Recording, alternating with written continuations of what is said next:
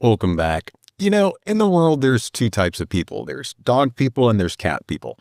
I am squarely in the dog people camp. And like most owners, I have nothing short of a billion pictures of my dog Karma on my phone. And probably only one or two of them are actually any good. The rest are just these snapshots, but they give me the warm and fuzzies. Well, my guest today is Kristen Kidd, and she's a photographer in the Philadelphia area that specializes in a lot of things, including pet photography. She's got this amazing knack for creating compelling, story-driven images of owners and their pets, and has been creating coffee table books for years with all proceeds going to charity. She's taking it a bit further now by launching Dog Mom magazine, which combines Kristen's editorial style photography and her writing into this quarterly publication. So in this episode, we obviously talk a lot about dogs, but we also explore how her past career as a social worker helps her connect with her clients more deeply and how that helps her tell the stories of that human-canine bond. We dive into the concept of fear and how we have to fail forward if we want to succeed at anything. We talk vulnerability and shame and why dogs are sometimes better at life than people. Kristen and I have seen each other at WPPI for a couple of years now, but it was only this year that I started to get to know her, and I'm so grateful for it. Kristen is so chill and has such a calming energy that I felt like we've been friends forever. You're really going to enjoy this because, really, who doesn't love talking about dogs for an hour? So sit back, snuggle up with your pup, and get some new perspectives on life as Kristen shows you how to find harmony amidst everyday chaos. So without further ado, let's get on with the show.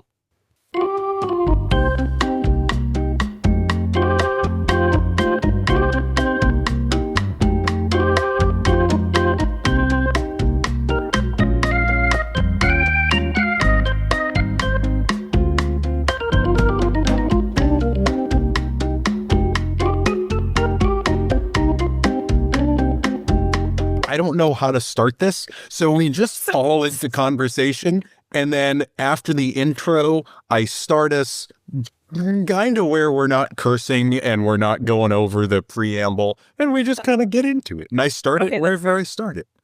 Okay, great. Awesome. Yes. So you were saying, I'm vibing and mellowing, and yes, I am vibing and mellowing. And what am I photographing? I'm primarily photographing pets. It ends up being pets. I attract, just by default, I attract a lot of like dog moms, dual income, no kids kind of thing, but it is all over the map. I would love to just, if there was a better SEO that included pets as family, then I would just say family. But almost all of my families have pets. And my joke is like, when I do style consults and prep people for their session, then I show them all these samples and different things. And my joke is like, I swear I do photograph families that also don't have pets. I do. You're just not going to see any of them. Yeah, exactly. Exactly. We're just going to rent some pets. We're going to borrow some pets. Yesterday's session was really amazing as well. It was 4 kids, 4 dogs, and the parents. The kids ranged in age from 13 to 2, and the pets ranged from Great Dane to Cavalier King Charles. It was fantastic. I'm starting to sweat now, just the anxiety of all of that. Because in my studio, I'm used to having one adult, right? Mm-hmm. No babies, no kids, no weddings, no pets or anything like that. Mm-mm. So what you're talking about makes me want to peel my skin off, because thinking about trying to handle all of that at once, mm-hmm. I can't wait to dig into this, because I kind of knew you were a pet photographer, but I know nothing about it. Have I taken pictures of people with their pets? Absolutely. But to do it over and over and over takes a certain personality. I love my dogs. I have a great time with them. Other people's dogs, no chance. Yeah, that's fair.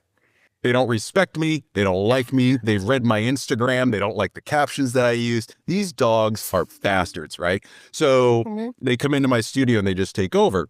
How do you deal with all of that? Forget the humans for a second. Let's talk about dogs, right? Because that's everybody's favorite subject. So how do you deal with dogs? How do you deal with the unruliness, the well-behaved ones, the poorly behaved ones, the puddles of whatever they leave behind? How do you deal with all of this? Oh, I love this. I love this. I'm actually going to flip the question and start the answer with humans. My background is before I opened my studio, I was a social worker for 13 years. Right. And the interesting thing is that human behavior and canine behavior are actually very similar. And so, why are we talking about behavior? Because behavior is the function of everything that we do. We behave in a certain way in order to receive a certain outcome. We all do, no matter what we're doing. I'm focusing on dogs for this point of the conversation, but it really could be any animals. The behavior, there is a function to it. And I really value understanding that and appreciating that and meeting both humans and pets where they are at and celebrating that. And that is my job, is to understand what people want to celebrate most in their lives. I find that people have not had as much of a platform to celebrate the pets in their lives and to elevate them to the status of family member, which is truly the experience of many people, is that their pets are a member of their family. They're closer to their pets than they are to many different humans. And so being able to honor that, celebrate that, meet the humans and the pets where they're at. And the cool thing about that, I think, or the coolest thing to me, is meeting people and pets where they're at means that we can just embrace who they are. It means that I have to embrace the chaos, which I love. But it also means, and this is why I speak, like I was speaking at WPPI, on embracing imperfection and embracing our own imperfections. Because that family that I photographed yesterday with the 4 kids and 4 dogs, there was not a portrait in which everyone was beautifully appointed and staring at the camera. No, but they loved it. Yeah. Because if you have 4 kids and you have 4 dogs, you like crazy, okay? You're like, you have signed up for this, which means that that's actually what they want to capture. And I am fortunate enough to have that be the case for pretty much all of my clients. And so I call it creating an environment of success, which also sounds very social worky.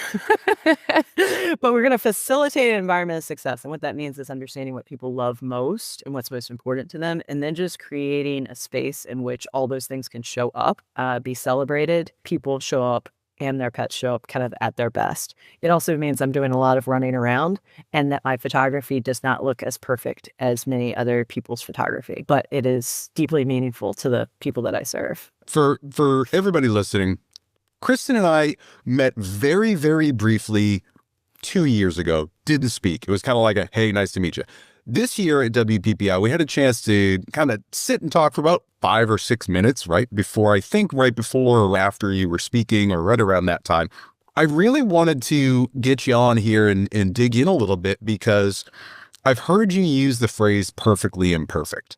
And it really struck a nerve with me, because as I've done my photography over the years, I went from very polished commercial work to glamour, and it's basically receded in precision. It's receded in that perfection, because like you, I love that imperfect, the raw, the blur, the chaos. I love capturing that. Dealing with it is a whole different situation, but I love capturing it. Right? So as we were talking, I could tell that connection, and that meeting people where they are, seeing them for who they are, is vital to what you're doing. Now, do you feel like that comes from the social work that you did? Do you feel like that's something you developed as part of photography? Or is that just core to who you are, and you've always been this way of trying to dig in and get a little bit closer to someone rather than just have surface conversations? It's all the above. Yeah. It really is. I mean, right down to like how I grew up. Understanding people was a coping mechanism. So understanding people became a way for me to control what was happening around me. Developing into a sense of care, and being able to have a sort of superpower of reading people and understanding what was happening when I walk in a room, like where people were at mentally and emotionally and all of that good stuff. And then bringing that to the career as a social worker, and then all of that being really fine-tuned for like 13 years. Right. And then I was photographing professionally, like in tandem with that career, as many people do when they're starting out. I was photographing professionally, and I knew that I wanted to bring everything that I love most about being a social worker into being a photographer. And so there's a lot of different things that happened that showed me how to do that. And once I was able to see how I could take what I loved about connecting deeply and helping others connect deeply with themselves, with what they love, the world around them, and create beautiful, timeless art around that, then I was just like, oh yeah, this is it. This is where it's at. This is where it's at. And have it be really a therapeutic experience in some ways, of us being just kind of like forced to stop and reflect and really lean into what is good in our lives. And so all of it came together and just built upon it and built upon it and built upon it. I can see how you were successful as a social worker. I hope you were successful. I hope you didn't like get fired for being a really shitty social worker. But it seems to be like you've got this very welcoming energy about you, right? It's a very chill, you're safe with me type of vibe. And I'm sure that between the social work and the photography and the writing and just being an artist in general, you've got to balance all these roles. But it seems like you're able to stay core to your own personality of that. I need to get to know you in order for me to do my job better, whether that's social work or art or photography or writing or whatnot. Do you feel like you can harmonize all these parts of your life very well? I mean, I think like most people, we feel like something always dominates. Yeah. I don't know that anyone ever finds perfect balance or perfect harmony or anything like that, but there are times where I feel, more in harmony, more in balance, and then times where I feel less and like I have like no control over what is happening. Like everything is happening to me. I really like finding that balance in the sense of I'm not actually a details person. I'm more of a big picture person and like a visionary. And it's taken me a lot to learn to appreciate the details, and in appreciating the details, appreciate systems, like, which sounds so like boring.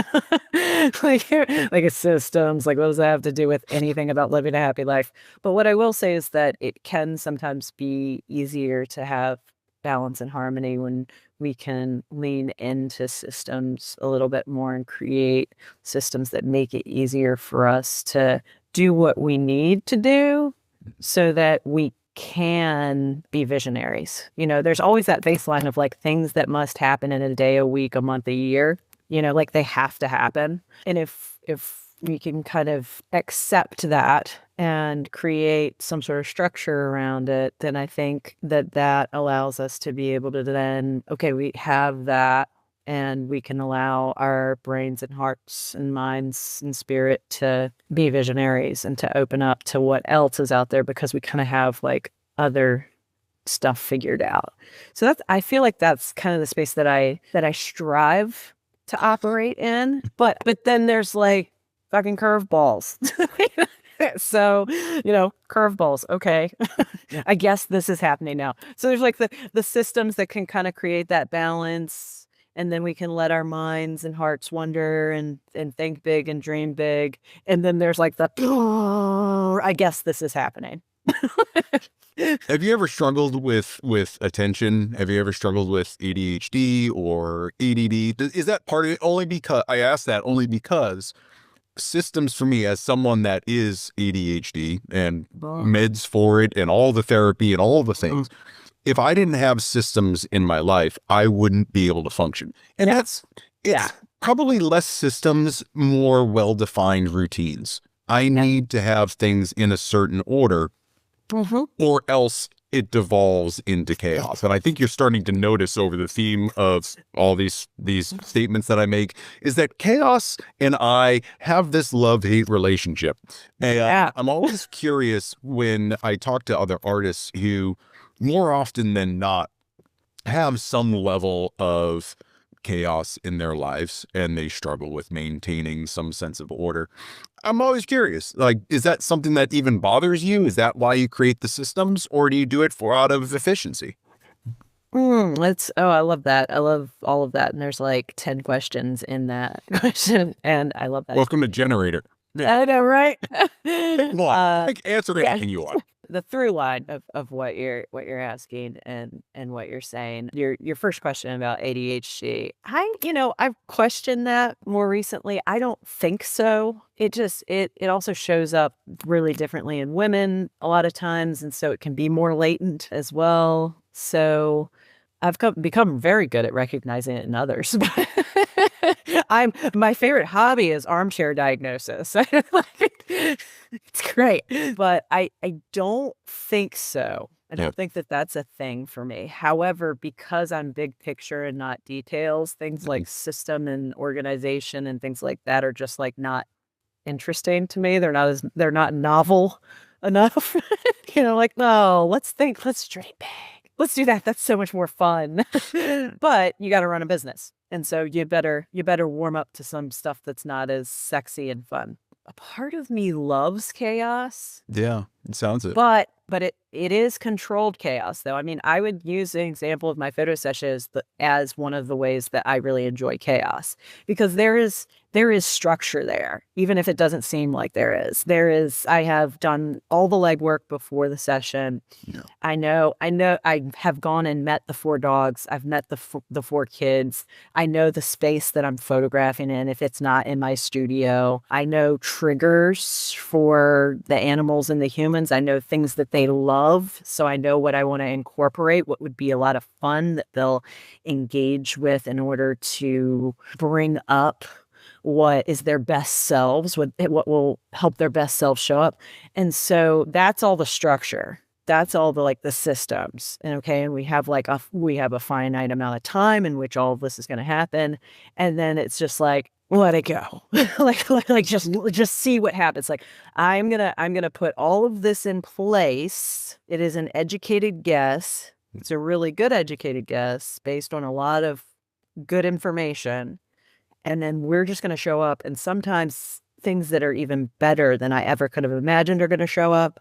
And sometimes it's going to be really difficult and it's going to be a slog and I'm going to have to figure it out as I go along. And sometimes things are going to show up that really surprise me just in any way. I love the surprises. And so that kind of chaos where I'm not going to be in it forever. Mm-hmm. There is a limit to this experience. Yeah. I've done a lot of legwork to make it successful, and there's a finite number of directions that the chaos is going to go. So it's controlled chaos in a way. And then it's just like, let's just see what happens. It seems like you're able to capture these relationships between the owners and the pets very well. You're able to capture that thing that we have with animals where they are family members. I don't like calling dogs fur babies, but there is that connection with our pets that is really hard to describe because they've got a personality of their own. And we're trying to do our best to communicate with an animal. You seem to be able to capture that communication really well. How do you do it? 75% of the work is done before I pick up my camera. And it is that conversation. The conversation is very intentional and it leads to a very specific place. Gotcha. And the series of questions that I will ask anyone, one of my favorites is, tell me about a time when your dog was there for you in a way that others couldn't be there for you, maybe in a way that other humans couldn't be there for you. Where were you? What was happening? What was going on? And how did you feel most loved and supported by this creature? And what happens from a question like that is they're going to tell me about that specific time. They're going to take me to that place and tell me a story. But they're also going to, without knowing it, describe vignettes to me, scenes. And it's my job to not only take them to a place, this question leads them to a place of really understanding the full value of what's going to be happening for them. They may call me and just be like, I just love my dog and I want a photo of my dog. You know, like that's where we start there. A lot of us start there. And then in a good experience, we're really shown like really what it means to us. They are connected to the most meaningful part of their relationship and the most powerful part of their relationship through telling me that story. And in that story, I was just talking to a woman last week who told me two stories that were pretty similar. But a woman told me that she came into possession of her sister's dog after her sister passed away. Mm-hmm. This dog has helped her to stay connected. It is her final living connection to her sister. And they both loved her sister. And during the times that she was grieving the loss of her sister, the dog was there, you know, with her. And the dog was there so that we will go as deep into it as understanding and hearing that the dog would come seek her out and sit next to her and put her little paws on her lap and look into her eyes and give her kisses. So she's taken to that moment. She's taken to the meaning of that moment. But I also then understand that that's what I'm photographing. And so I will create a scene in which I'm not like, hey, let's do the one where after your sister passed away and you're sitting there and then the dog comes up and gives you a kiss. You know that moment, that really hard moment for you? Let's do that one. No.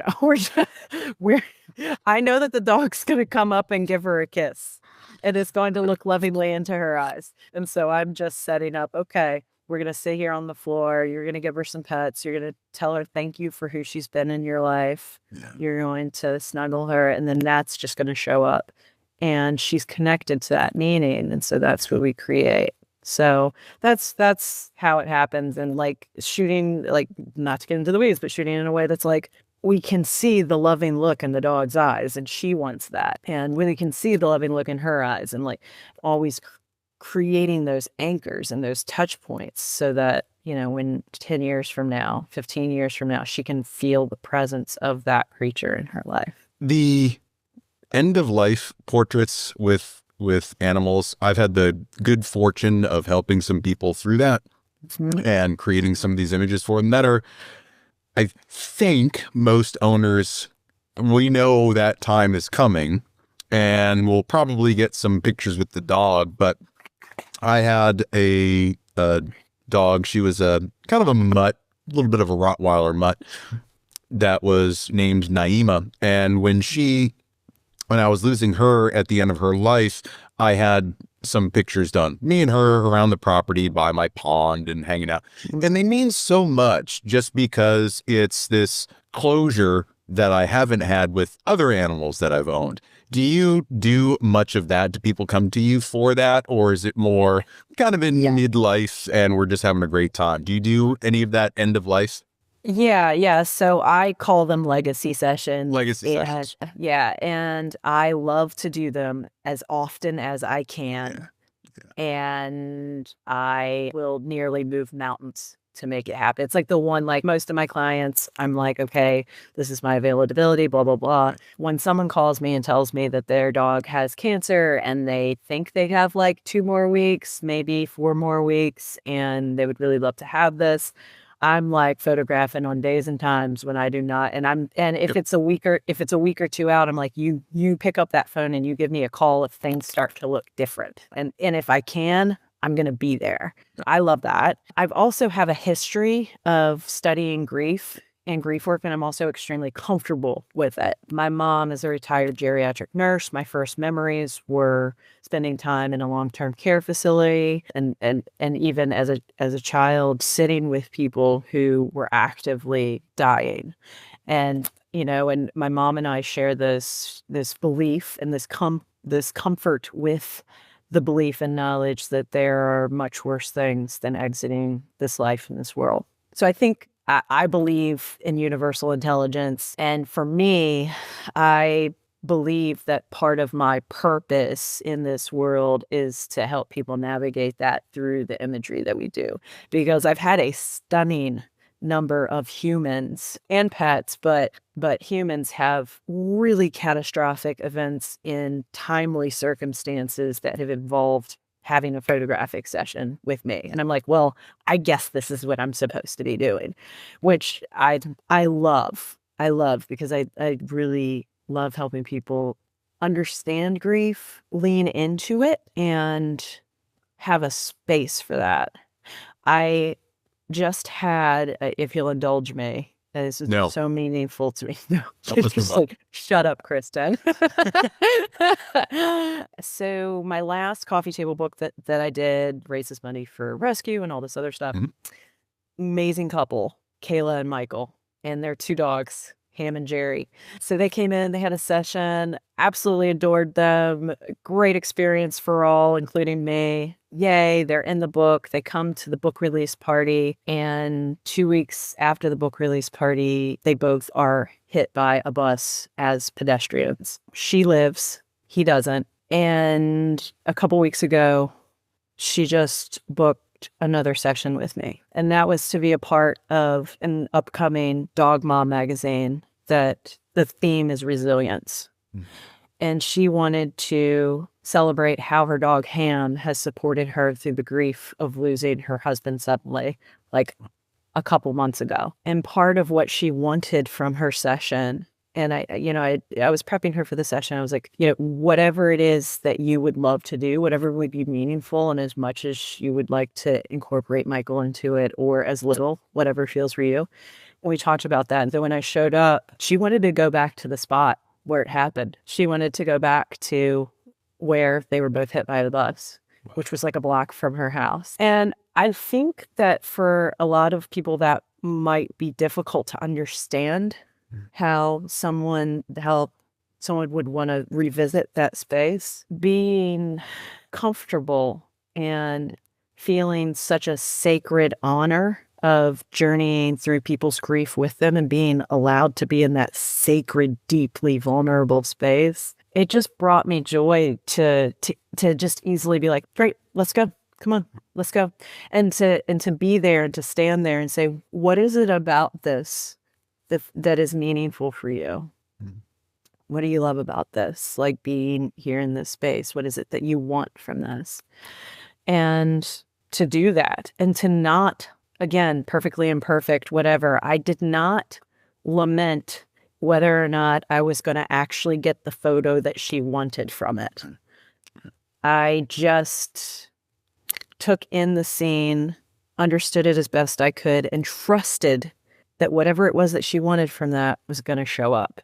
Yeah. And it did, aside from me. So, that seems to be a big part of what I'm supposed to be doing. And it brings me a lot of honor to be able to do that. It sounds like the universe has definitely placed you exactly where you need to be. Not only with your art, but just in the empathy that you can bring to people and some of that understanding of grief. It's something that most people stay away from. It makes us feel kind of oogie to talk. We just don't know what to say. We're always sorry. We're always sad. We try to be empathetic, but unless you're exposed to it a lot, right? Whether you're a social worker or a counselor of some sort, unless you're building that skill, it feels weird for a lot of people to be in that space because the vulnerability is, it's paper thin. Things can go sideways really, really quickly. And to be able to stay in that space and not only just be there for someone, be present, but also capture the moment is a gift that you're giving to people. It's wonderful. I honor is a great word, right? You're honored to be able to do something like that for someone.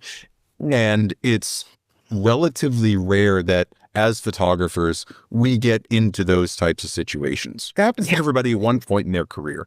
Right. But being able to do it over and over and over is really just something special. Are those types of moments the impetus behind starting Dog Mom magazine, that you want to bring some of these stories and these personalities, both human and canine, to life for people? Tell me about you started this magazine. It started as kind of a spinoff of the coffee table books. Now, that was for the PSPCA that you were doing the coffee table That's books? the most recent one. So I do a different rescue every time. Benefited a lot of rescues in the Philadelphia area, and the profits from the sales of the book go to rescue. There's about 50 people who are featured in each book. It's wonderful. It's about a year-long project. During the last coffee table book, I was doing this photo session with a 20-something, a single woman, and her Pibby, her pit bull mix. We were having a blast. And we were joking around and saying, these should be in a magazine, because she didn't look like she was like in some sort of lifestyle magazine. She's like boho chic and like being adorable with her dog, her coffee, her morning macrame and plants and yes, Noah Kahan playing in the background. Yeah, I totally get it. Exactly. Yep. Insert all of that here. Yep. So we were joking about it. We were like, oh, this should just be in a magazine. And we're like, Dog Pod magazine. And we're like, oh, we need that. We need that in our lives. Well, of course it already exists. And then we're like, wait a second. And I began to do some research, and I could not believe it did not exist. And if you're a dog mom, if you're like a part of that culture, unfathomable that this does not exist. So I was like, well, this is going to happen. So I modeled it. I figured, why reinvent the wheel? And I just took the coffee table book model and made it smaller and more approachable. And so making it a quarterly magazine, making it a luxury magazine, making it a lifestyle magazine. And I already have, from having 6 coffee table books, I have so much content to already work with, but I don't really want to use that for the magazine. I want to have fresh new stories, but promoting it is easy in that sense. So yes, to answer your question, it is about, so the subscriptions raise money for rescue. So there's always like a philanthropic angle. It's about building community. Dog moms love to be a part of this community. They do.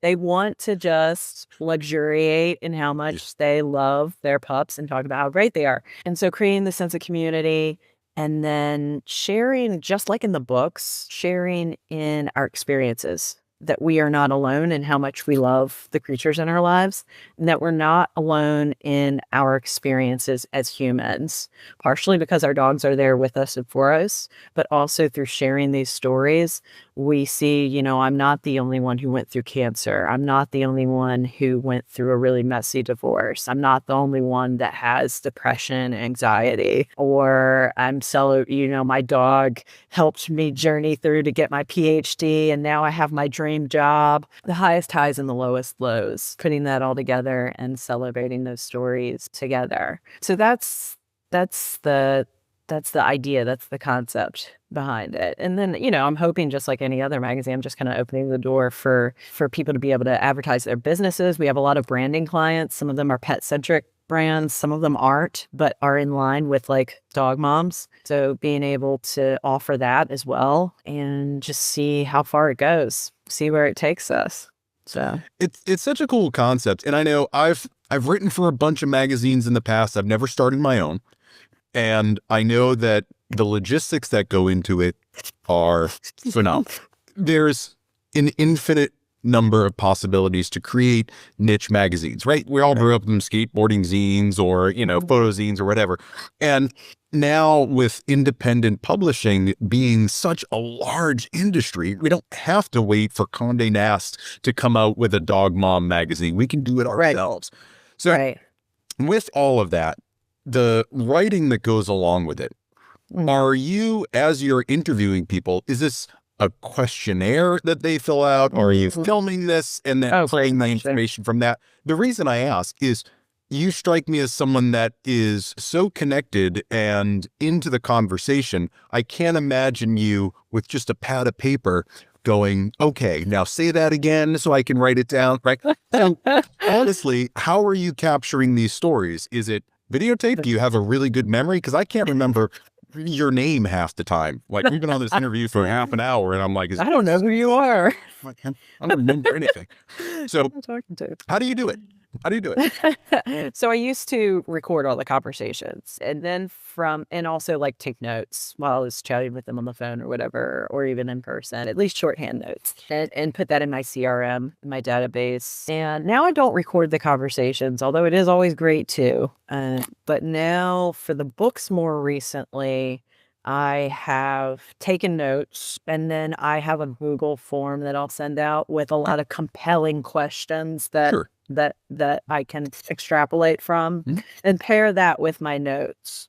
So that's what I've done more recently for the book. I'm going another direction that I'm super excited about for the next book, which is Letter to a Friend, in which I'm incorporating handwritten letters that are photoshopped into the art, which is really meaningful for them and also just very intimate and fun. For the magazine, I don't have a form right now currently.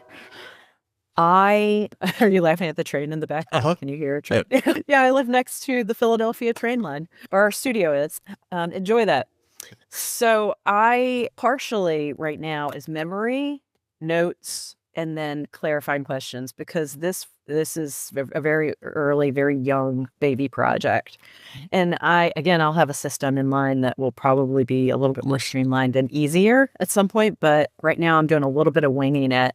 So particularly for this issue, I think I'm going to be giving them call back and like clarifying some things and just going, their stories are so deeply profound, and I kind of have them in my head, and I feel like I can write something around it that I feel really good about, and then just clarify it with them and make sure that it represents them in the best way. And because it's the magazine and not the book, there's only a handful of stories that are going in. So it makes it easier to do that back and forth. Whereas with the book, if you're doing it, you can't like check with every single person. So you have to have a really good idea before you go in.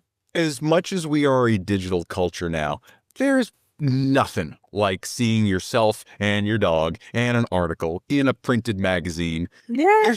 There's something about it that isn't the same as having an online article or a blog. It just feels different. I love the fact that you're doing this. So a couple logistical questions. One, magazines. Where are you getting them? So it has, all the logistics has been like the audacity of being like, sure, I'm going to do a magazine. You have to, so I just want to say logistically, shit like this, you just have to have this broken brain that just always says, it's going to be fine. It's going to be fine. To actually answer your question, the pilot one we did through Blurb, you can do magazines through Graphy as well. But with subscription base, having them like shipped out to each individual person as a subscription, that's a whole other thing in itself. We actually found a local printer who can do it. We got a couple different quotes from a couple different places, found kind of like the same price for the things that we were looking for, around the same price. But the clincher was actually the fulfillment. And at first, like we know nothing. And I'm like, so fulfillment, what do you mean exactly by that? And the research I had to do to understand exactly what fulfillment meant in the magazine world. So I get to that. So I found a local printer that's called Visi. And local is nice because you can get them on the phone and you can just be like, hey, this is what I need. This is what I want. And then they'll print them and then they'll fulfill it, as in they will ship it to each individual subscriber. That's amazing. The reason I ask is, Graphy magazines are gorgeous. Studio magazines are gorgeous, or, one-off magazines, small batch runs, that sort of thing. Unbelievable. But there comes a time where if you're getting more subscriptions and you have the fulfillment and you have this kind of operational chain that you have to go through, it becomes less of a boutique magazine. And now you're like, oh shit, I'm a publisher. I've gone down this road and I saw what they had to go through just in terms of getting the art ready and getting the copy ready and putting it all together in a cohesive way, adding in ads and sponsors and all the things. It's a ton of work, especially if you're doing it all yourself, which I assume it's a team of one or two, perhaps. Yeah, basically. Yeah. Right. The learning curve that's gone along with this, I'm sure is is very steep. Right? Yes. So what's the biggest thing outside of now fulfillment, as because you're clearly an old pro at fulfillment? What's been the big thing that you've learned in the process that has become your kind of closet favorite thing to do?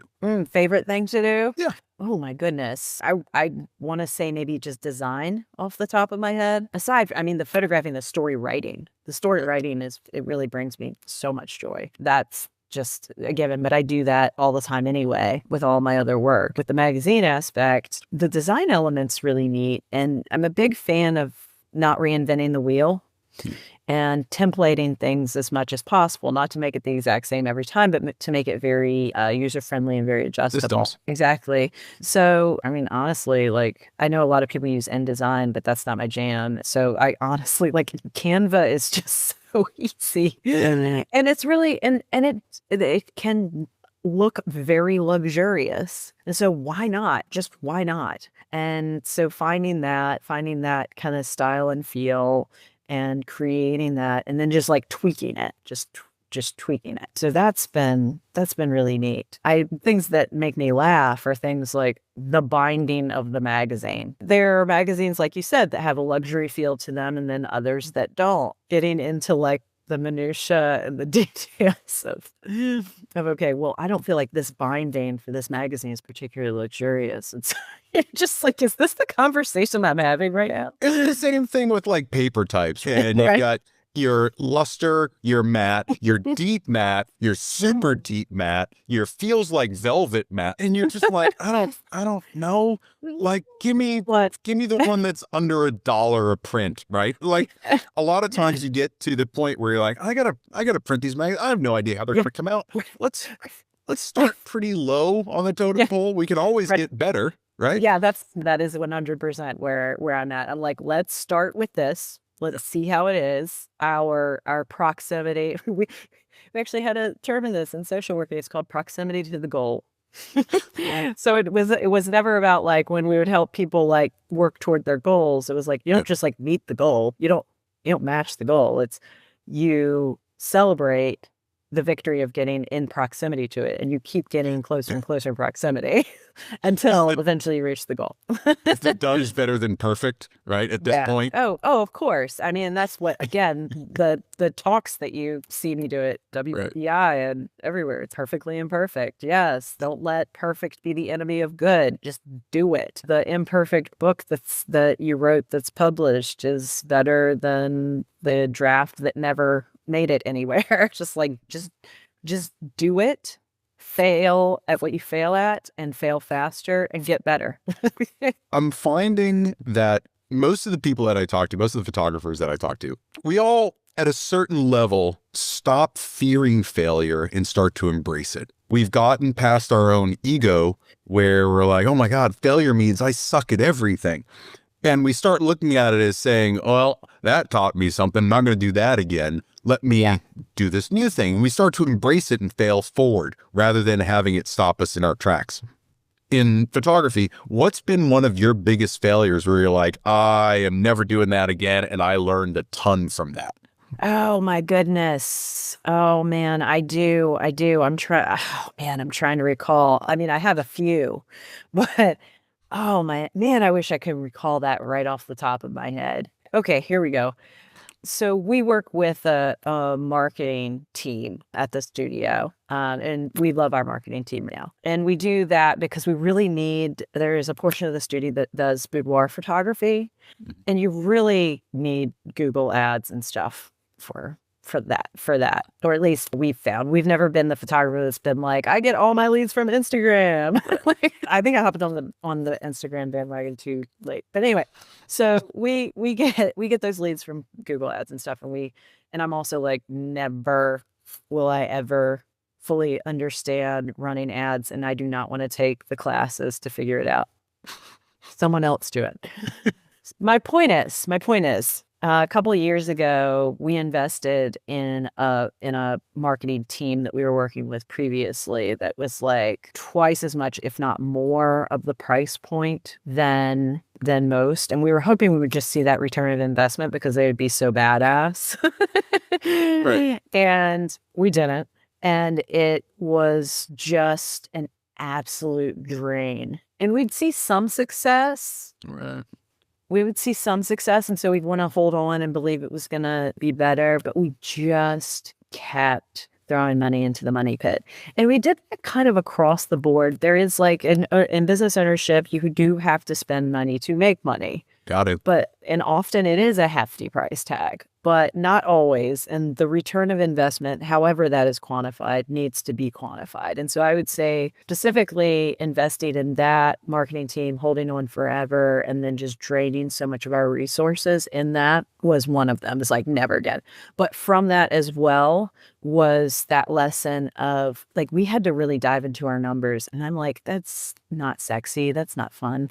But but we needed to dive into it. We needed to do that legwork and we needed to understand it because the bigger picture of failure and the never go back is our overhead was just out of control. And it was just we were focusing on revenue and not on profit. And we needed to understand that. And we're not numbers people naturally. It took a lot of work to do that. And we were actively failing because all resources were being drained and we were just like throwing money at different things and not seeing the appropriate return of investment. And that was a huge failure, and had to look it in the eye, face it, figure it out, and decide a different approach. Until you know your numbers, you don't know if you're succeeding or failing, right? You can feel like a success because you're taking these great pictures and everybody loves your work and you're 5 stars across Google, but you can be failing miserably if you're just bringing buckets of money over to the fire and just tossing it all in, doing nothing. I've spent more money on stupid shit over the years that I thought was going to be better. And if I think back, I'm like, I'd probably be in a much better position now than if I hadn't done all of those things. But again, that's part of the learning process, right? You don't know what you don't know. I think everybody tries to search for that magic, easy marketing button, right? And sometimes that's an outside agency. Sometimes that's your 13-year-old nephew that knows how to use TikTok. It doesn't really matter, but I think we're all searching for ways to get out of the work that makes us feel kind of gross. Every artist that I know, most artists that I know, don't like to do their self-promotion in their marketing. So we're always at, who do you use for marketing? Do you have do you outsource it? Do you use a VA? Do you have an agency? And it's very easy to spend a lot of money. I'm using this as an example. Very easy to just spend a lot of money on something that you can do yourself. And it's kind of that goodwill hunting, right? Great. You spent $100,000 on an education that you could have got for $2.50 in late charges at the library. Right. Yeah. Same kind of thing with marketing. If you just kind of sit down and develop the plan, you really don't need an agency for small business. You're a big e-commerce brand where online advertising is your thing. You need to be doing A/B testing. You need to be doing all this stuff. But for what we do and just trying to promote ourselves to get a little bit more recognition locally, not necessarily nationally, there's just certain foundational things that you need to do. But you don't know those things until you fail the first time. Yeah. So yeah, that's a hard lesson to learn, man. I think a lot of people, a lot of business owners, a lot of photographers learn that lesson, learn those type of lessons too. I mean, many different entrepreneurs and professions. There's the thing you do, right? We're photographers. That's what we do. We're photographers. We're not money managers. We're not COOs. We're not, we're not all the other things that bookkeepers and tax preppers. I think what I've found is, of course, we always look at where we add value and outsource everything else that we can. And what is going to be the return of investment in that? Like, I could not love my bookkeeper and tax person more. like I will never get it right. I don't know the loopholes. I don't know the pitfalls, and everybody else needs to handle that. And I pay them a good amount of money to do it, but that helps my business run better. And then there's, one of the the best forms of marketing is in-person networking. A lot of people hate it, but I love it and I'm really good at it. And so building that and flexing that muscle and leaning into that. And there are a lot of photographers that do like ads really well and they kind of like it, or they can just wrap their brain around it. It will never be something that I do well. I'm going to be throwing money out the window. And so I'd rather put that money into someone who actually understands the nuances of Google and SEO and this type of ads and doing that. So understanding where the value is, what the value is, cutting out all the crap that isn't serving us and knowing what that is. And we just don't know it. Like you said, we don't know what we don't know. You just, you move forward and then you adjust, you just keep adjusting. And you said you were talking about entrepreneurs and photographers learning to embrace failure. And it was just making me think and reminding me of, I think it's either that or you don't have a business. Like you simply cannot have a business without learning to embrace failure, because you're either going to destroy yourself feeling ashamed of all the things that you didn't get right, or you're going to embrace and adapt. Those are the choices. It never stops being scary in a way. And so you have to kind of embrace the fear as well. And all of that's okay. It's not for the faint of heart, that's for sure. Adrenaline junkies have that same thing that I think those of us that start businesses have, which is that little bit of excitement, and that it feels really good once you start to see a little bit of success and you get a little bit better at it, a little bit better at it. And now you're just addicted to that feeling. I couldn't possibly ever go back to working in a corporate world again. And it's really hard not to, because there are things like benefits and stock and retirement plans, right? I love those things. I don't care about that because I love what I do. So I've noticed that over the years, going from corporate to commercial work to portraiture to whatever the hell I'm going to be doing next year, all of that is this evolution and this growth that I've experienced just in myself. Yeah. You've evolved from social worker to photographer and writer and artist. How do you feel like you're evolving, and what does the next stage look like? I think I'm in a space of a lot of growing pain, like personal growing pains. I'm learning a lot of hard lessons, just me within myself, and how to do what I do when life is hard.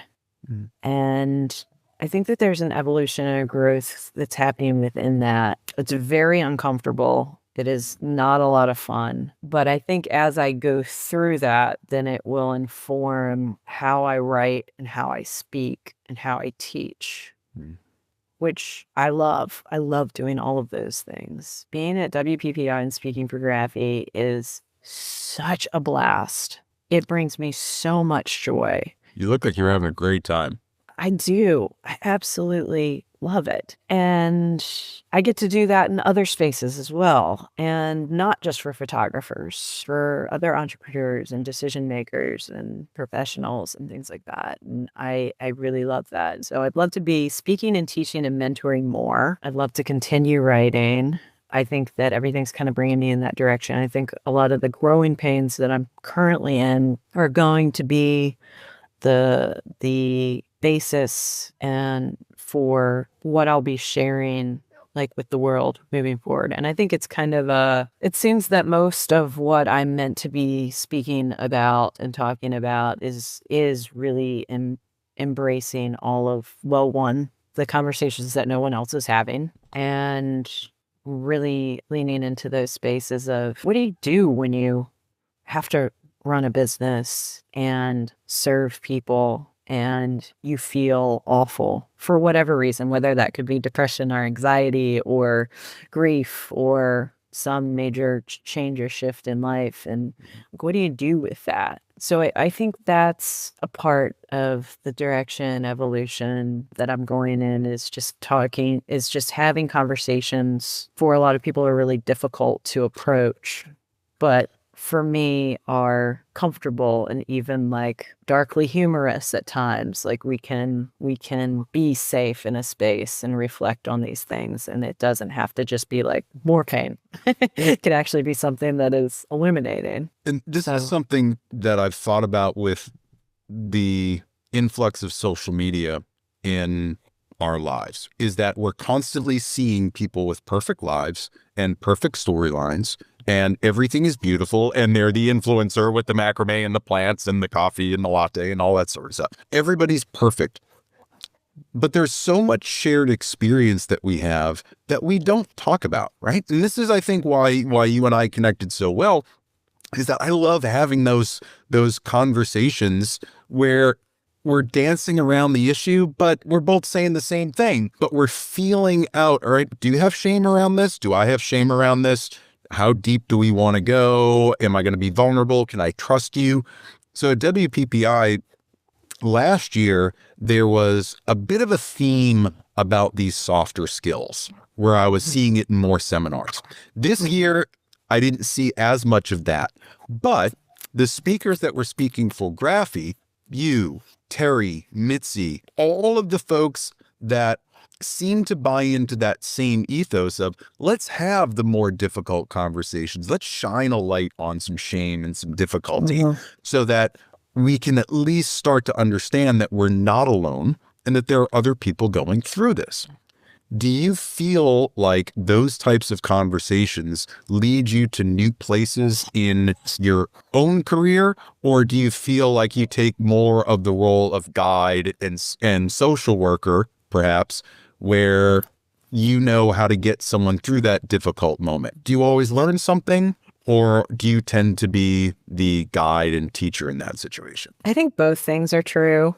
Hopefully, it would be my hope that I would. It's wonderful to learn things and to walk away considering something in a different light. To see the opportunity. There's always an opportunity to be compelled and to grow, and so paying attention to that. I love being the guide and seeing people light up when they consider something in a different light, or when they feel that they've been given permission for something, which is a tricky thing to articulate because we don't actually need permission, but we often feel that we do. And one of the things that brings me the most joy is to create that space in which people they receive that permission, even though they never needed it. They're able to grant that to themselves because they see a model for something that they didn't see before. I think that's a big part of it is, we don't take certain risks because if we don't see it work or see the model for how it could work or the path for it, then we get caught up in the risk and in the fear. So, I love talking about the circuitous path of life and embracing that. And I love talking about how I am just not the person that you would think would be standing in front of people telling them how to run their business or to have a more fulfilling life, because I don't have the boxes checked that so many quote unquote successful people have checked. And that I think that it does us a disservice to only be representing and to only be looking in spaces where, well, this person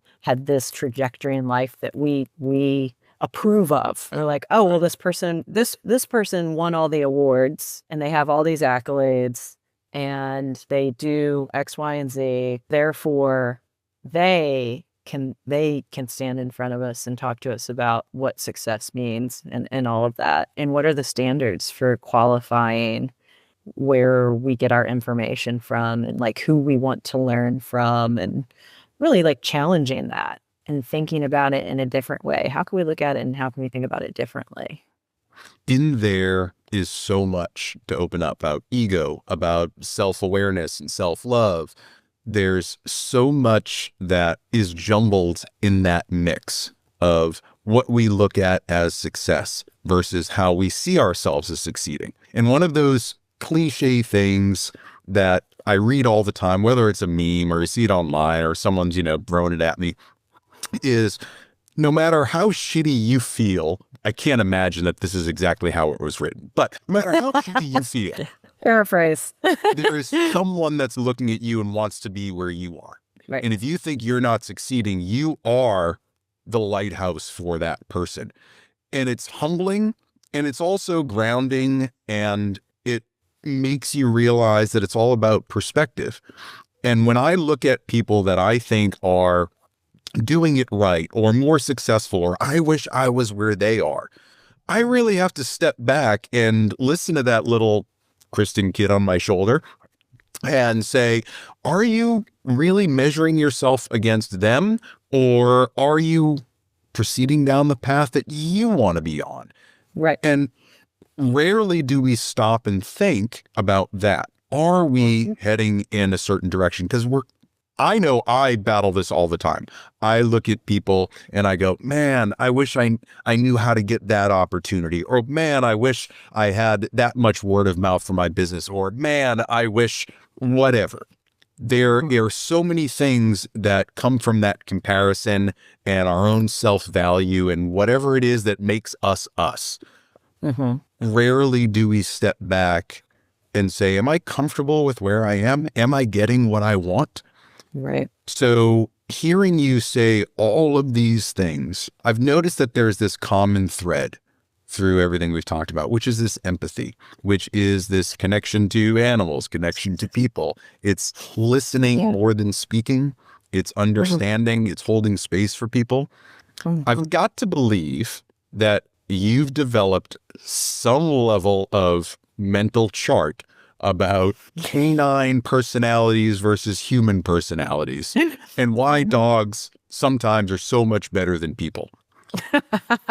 Right? So I think about this for a second. What are the traits in dogs that you've noticed that you wish more people had? And it's not this knife and butt thing. Like, we're staying away from Come on, let's have the difficult conversations. that's a whole different podcast yet again, right? The first thing that comes to mind is not speaking. So, and I hear it time and time and time again. It kind of goes back to the grief thing a little bit too, but it's way beyond that. The first thing that comes to mind is not using words.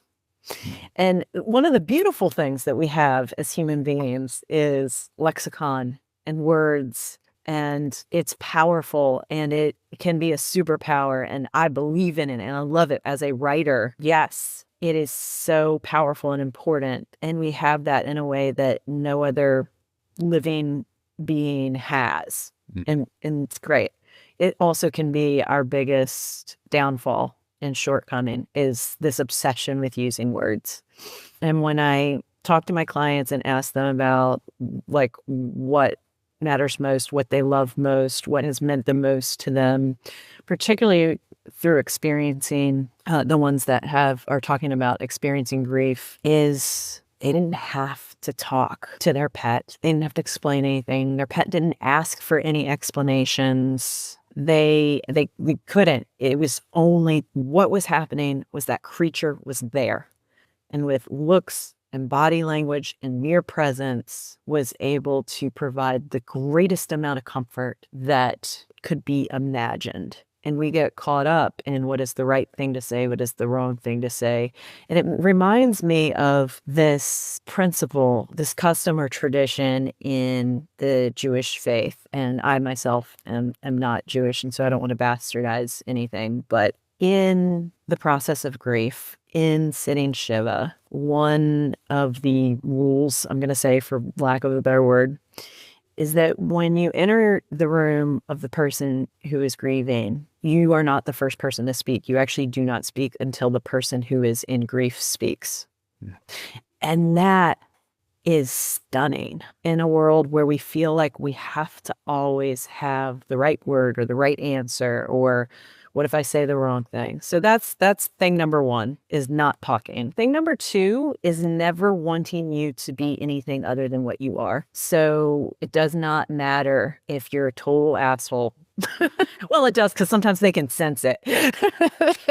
And maybe they don't like that. But it doesn't, all of our dark parts, all of us have shadows. All of us have less shining parts. All of us have things that we're ashamed of, things that we feel shame about. Doesn't matter. Doesn't resonate, doesn't register, is not a thing. They are only, like, you come home and it doesn't matter what you've done or what you've experienced or your mistakes. Like, you're going to get the same greeting. You're going to get the same love. And so they only want for you to be who you are. And that means a lot on a really bad day. It really does. But it's that love without expectation. It's Right. presence. And I find that, you can hear it in the background. Yeah. Well, perfect I timing. find that when I'm in those moments, and hold on a second. Hold on, I'm going to stop this. Got it up. Nice it up. Got it up.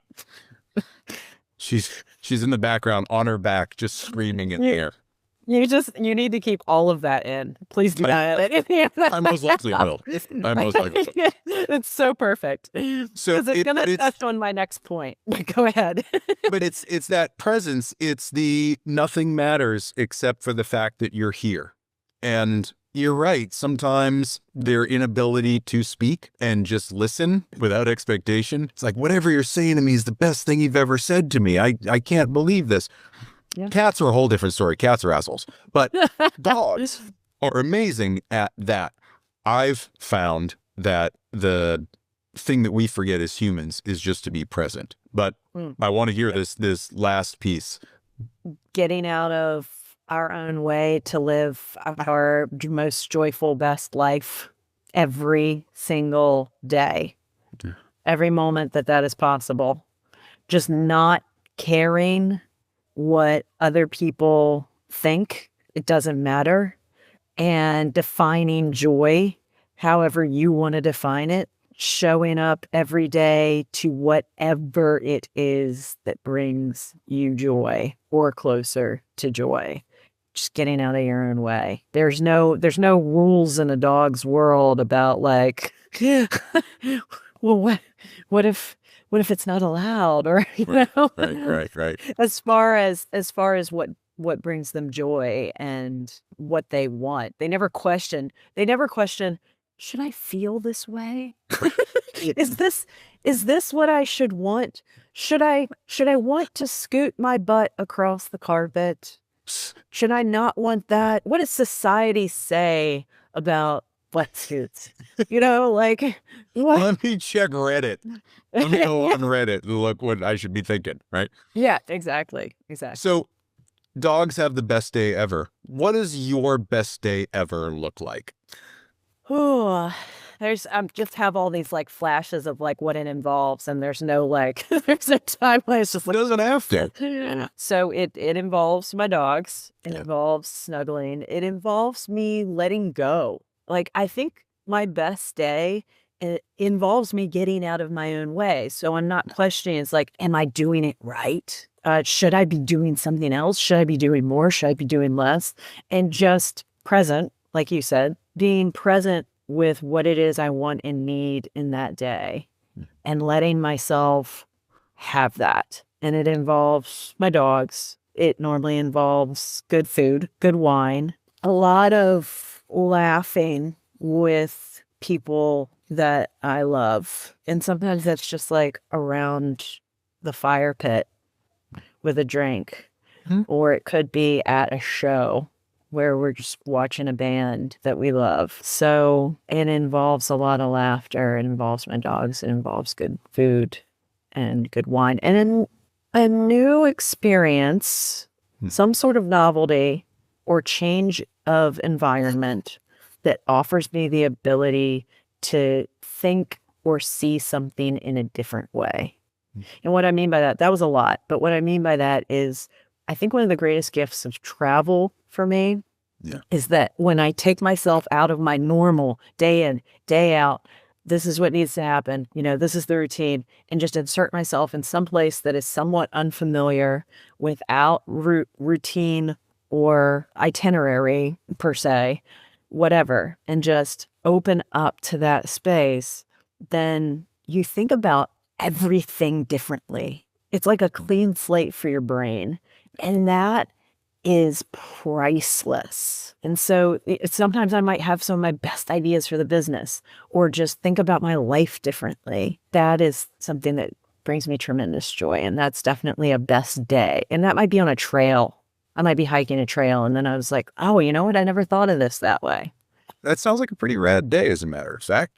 So as we begin to land this plane, as you're telling stories, as more people want to tell stories with their pets, what do you find as some of the easiest things to do to get a good story going? Or what is the most challenging thing for you?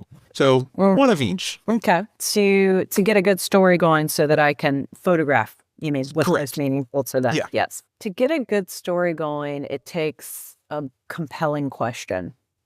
And the compelling question can be, what is it that you want most to celebrate about Fifi, your dog Fifi? If you had 3 words to describe Fifi, when you think about everything that you love most about her and all of her attributes that are so unique, what would be those 3 words? And then really just nailing down on like one of those that clearly are most meaningful. And then from there, you get all the imagery, all the visualizations start showing up because you get stories going. Or the one that I shared before, which is when take me to that time when they were there for you like no one else. So the compelling question, having a list of compelling questions is just really priceless as well. And then the hardest thing to get a story going is when people get in their own way. Yeah. And that's really hard to navigate. And sometimes people just aren't ready for something. You know, when you're digging deep, and occasionally it's rarely, because people get super excited about having the platform and the space to share their story about this creature that's so important to them. Because nobody goes to a dinner party or a cookout is like, hey, tell me everything you love about your dog. You know, like, not typically. we speak about it in like kind of these overarching terms. They're great, they're cute, they're sweet, they're loyal. So people don't get to dive into like really how they've shown up for them and been more important than a lot of different humans in their life. Yeah. So having that space is huge. But occasionally some people aren't ready to go there. And that's challenging, because then if that's the case, then you're taking a nice photo of a dog, and that has a little bit more of like a finite value to it than to capture what is most important to someone, what they're deeply connected to. The intimacy of that connection out of pure morbid curiosity. Yes. I love morbid curiosity. It's very related to chaos. When you're photographing someone with their dog, inevitably they're going to start talking to their dog like they talk to their dog at home in the human to dog voice. Is there anyone that's just giving you the cringe where they're like, all right, I understand that you talk to your dog in a certain way, but this is just getting a little bit too personal, a little bit too creepy. You ever get someone that's just kind of like, well, this is getting a little weird. Like, I feel uncomfortable. No. Probably because I'm just that weird. Like, come listen to me talk to my dogs. Oh my gosh. Well, I was cracking up the other day because absolutely beloved client who just talks to her dog like the most, like, if you were going to do like a Portlandia skit that was like the most like stereotypical and absurdist tone of talking to your dog, like, this is it. This is 100% it. But then I just found myself doing it too. So we're both like talking to this dog in the same way. And I also have to say, maybe coincidentally, maybe not, but I have never seen a dog so zoned in on their human talking to them as this particular dog. And they were just like hanging on every word, like they understood. It's like, and then what we're going to do is we put the leash on, and then we're going to go outside for the walkies. And then we're going to, and she's like, okay, yep. Oh, yeah. More. say more. Here for it. Best day ever coming up. Sure. Yeah, exactly. And then go into the ice cream shop, and and then You see belly rubs? Belly rubs is the thing? Awesome. yeah, I'm in. but like really focused in on the words, like they can actually understand all of them. So yeah, that cracks me up. But no, nothing that really made me cringe, and it's probably because I'm just as kooky too. Yeah, that's fair. That's fair. And I'm not expecting you to out any of your clients, but I hear myself talk sometimes and I'm like, this asshole, like, I can't believe I was just blowing raspberry on my dog's belly and like, just being that guy, right? So I look around, I'm like, all right, there's no cameras on. I didn't leave anything recorded. No one knows this happened, just between me. Oh my God. I definitely had some weird situations with clients and their pups. I can't remember any right off the top of my head, but I've definitely had some moments aside from like tonality and how they talk to them. Sure. Where I'm like, oh, okay, well that's happening right now. Okay, cool. I think, I can't believe I'm going to say this. Like when people tongue kiss their dog, like, and they're just kind of getting into it. That just, I lose my shit. I'm just kind of like, I love my dog more than 1,000 sons. I love my dog, but never will our tongues meet ever. I don't care what's happening. This is why I don't do pet photography. Clearly, you got a goldfish, bring it on in. Maybe that's a story you can write in your next magazine. But tell me when and where people can find you. Where is Dog Mom Magazine? Yeah. Let's get everybody, subscribing and getting into where can they find everything that you're doing? Yeah, well, like I said, subscriptions, all the profits from subscriptions go to rescue. So no reason not to do that. You're going to love it. So everything can be found on luxsummitstudio.com. And so it's Lux without an E, Lux. And then Summit as in the top of a mountain studio. So that's where you find all of our stuff. But dogmommagazine.com, which is easy to remember. But I think we have a link to it on Lux Summit Studios page as well. You do. You do. Yep. And then on Instagram, Dog Mom Magazine. On Instagram, Lux Summit Studio. Me personally on Instagram, Kidd Loves Courageously. Kidd is Nkidd, which is my last name. And that's where you can find us and follow along. And my next book project is also found on the Lux Summit Studio website page. And it's called A Letter to a Friend. You can check all of that out. I recommend highly that other photographers take a peek at the landing pages for both the magazine and the coffee table book, because a lot of people ask me about that. Yeah. And you can kind of see what that looks like from a details perspective and from inspiration. So please feel free to do that. People can reach out to me about mentoring. They can reach out to me about the magazine. It's all there, or any questions that anyone has. I've had a lot of people who have pulled me along this path in life and gotten me to where I am. And I really believe in turning back and pulling those along with me so that we can all get to where we want to go to live our best lives. We never get here by ourselves. And I can't wait to perhaps be in Italy with you at some point at the Graffi Castle. Yeah, maybe we'll do something like that, travel the country. That's the next, listen, that's the next conversation, dude. I'm telling you. I mean, I think we should put it out there. Everybody who follows your podcast and listens, do they want to go to a workshop where you and I teach? Well, would they come listen to us? Would they come and listen to us teach? And what would they like for us to teach about based on our conversation? Now, see, now you're getting into my head. I'm like, no one's going to come see me. Right now, you're resetting my whole brain. Imposter syndrome. Yeah, it's big. There's a third podcast that I'm doing. So I think you've got this unbelievable career ahead of you. And I've just, over the couple of years that I've known you, have just watched you level up and level up and level up. And I just can't wait to see how this magazine takes off for you. I want to see all your writing. I think it behooves everybody to take a look at what you're doing as a source of inspiration for what they can do in their own business, because you're facing it all head on. You don't hesitate, at least not that I'm hearing. I'm sure there's probably some hesitation in there somewhere, but you've been able to embrace this fear and just really following the path that you want to follow. And it shows because it's paying off every day.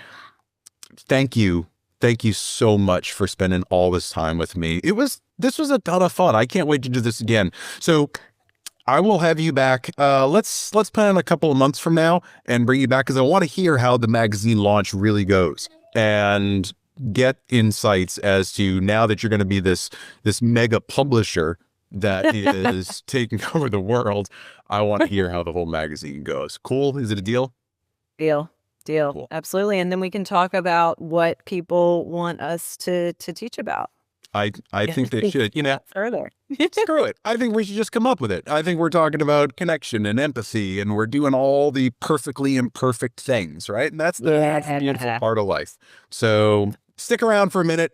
I can't wait to get this out. I can't wait for people to hear your story. And then I'll drop all the links of all the stuff into the show notes so that if you missed any of the links that we were talking about, just go down there in the show notes and you can find all the links there. So thank you, Kristen, for all your time. I can't wait to talk to you again. Yeah, thank you. Likewise. Best. I'll see you later. Bye.